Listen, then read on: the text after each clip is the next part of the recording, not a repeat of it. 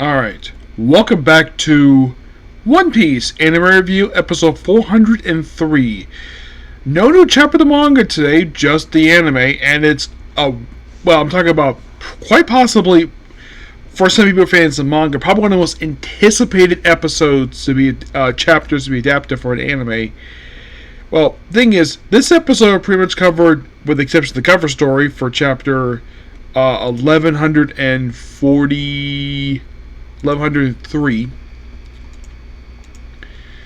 Yeah, so it adapted, well, starting with page, I think it's like 4, I think it is.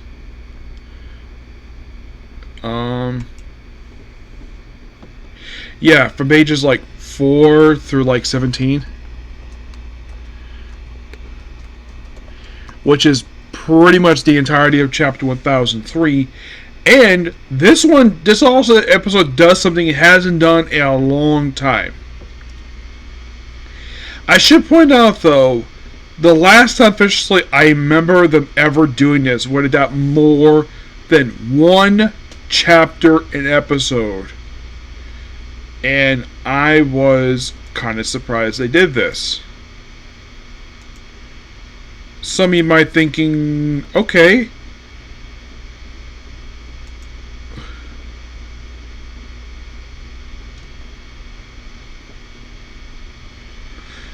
I think the last time I could think of this happened was probably Whole Cake.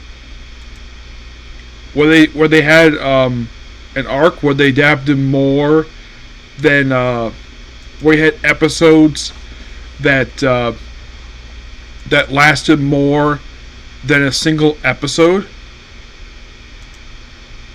Yeah, I think it was Whole Cake. Yes.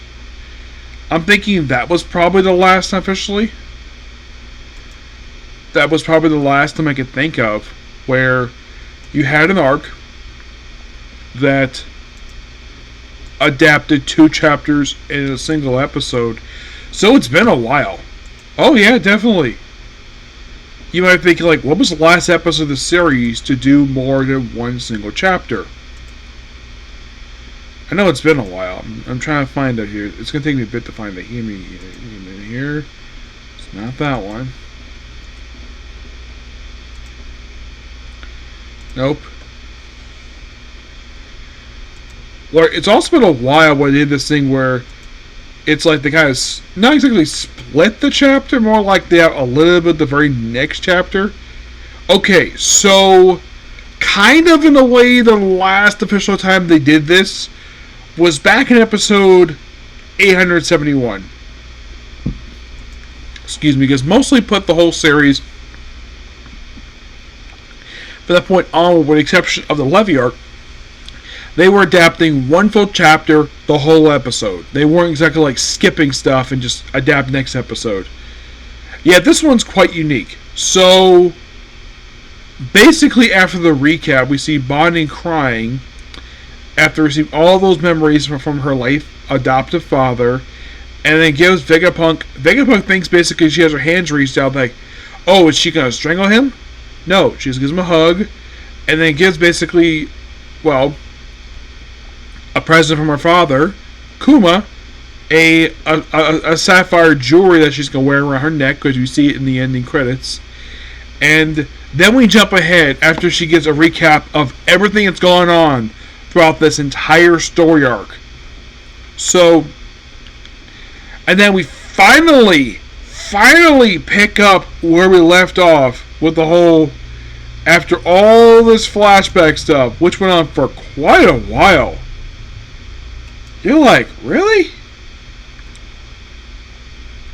Like, how long ago did this flashback have started?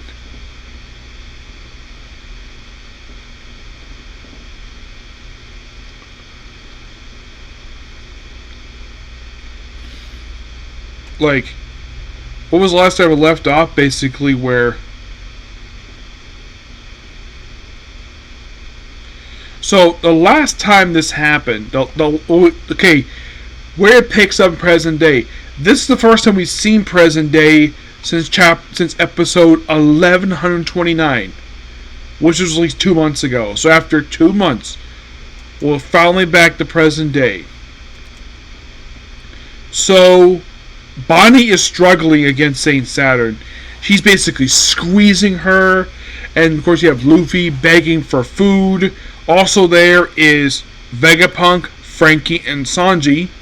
Those of you curious, where are the rest of the Straw Hats? They're not in the episode because you might be thinking, did Toei cut them out of the episode? Were they in the chapter where they cut out? No, not the case. They were not there. They were absent. The only time we see them is in the opening credits. You do not see them in the episode itself. They're doing something else. Robin's recovered from injury in the arc, so a lot of the Air Straw Hats are basic. Now, Zoro was last seen fighting Rob Lucci, and in the case of Chopper, he was still up in the Vegapunk lab. He's there along with Nami, Robin, Jinbei, and Brook. So, Luffy's begging for food. Atlas is like, I will give you food, but I can't move. And then, for some weird reason, this happened in manga too, Luffy just gets himself food. Like, where does he get this stuff? Now, this is not something that Toei cut out here. They're like, oh, was there a moment where Luffy just grabbed something, give himself food? No, not the case. Of course, these guys are like, who gave him food? He's like, yum, yum. He's eating like burgers, fries. He's like stuffing himself. He even having some soda too, probably some Coke. Yeah. And it's not Sanji. Sanji can't move at all. And Bonney tries to use her ability on Saint Saturn, but doesn't work. It's weakening. He thinks it's because her belief in Nika is very weak.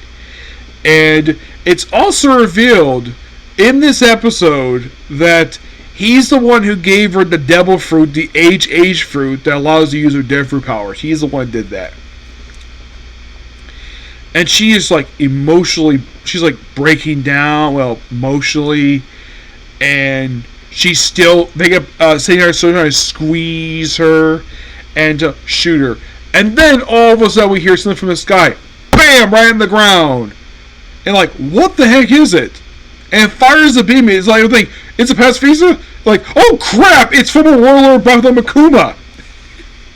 And everyone's like, Kuma's not here. It's like, why did he come here? Also, basically, the mentions how most been captured. The Admiral with the light thing, he basically is not moving at all.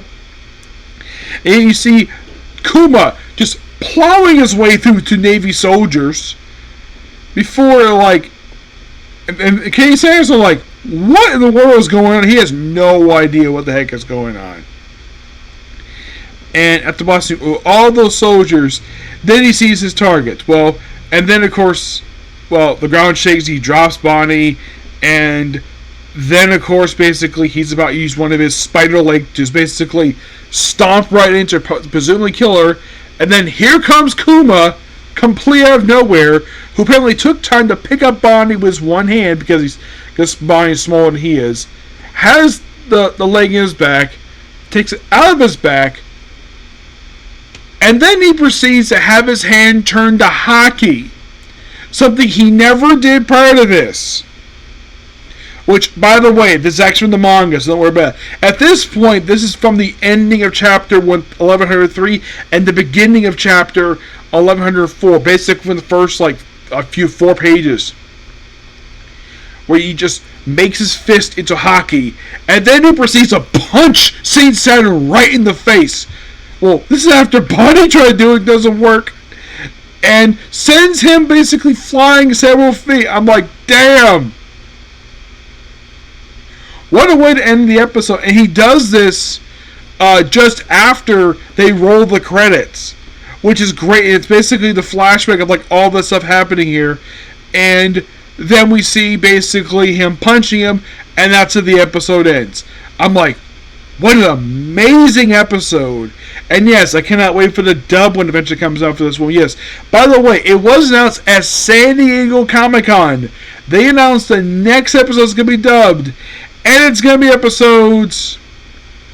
Get this. It's 1122... 20... I think it's I think it was like 1123 to 1133. So that means that the dub will be 4 episodes behind the actual sub.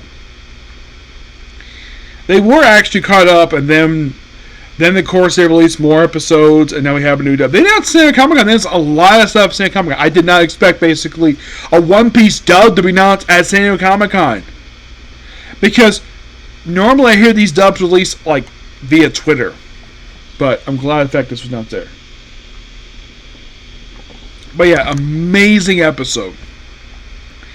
Cannot wait for next episode to air next week, along with the new chapter manga. Okay, so yeah, that's basically the episode review. Please be sure to like, comment, subscribe, turn notifications. Next up is two Comic Corners. Okay, thanks, Phil. Bye.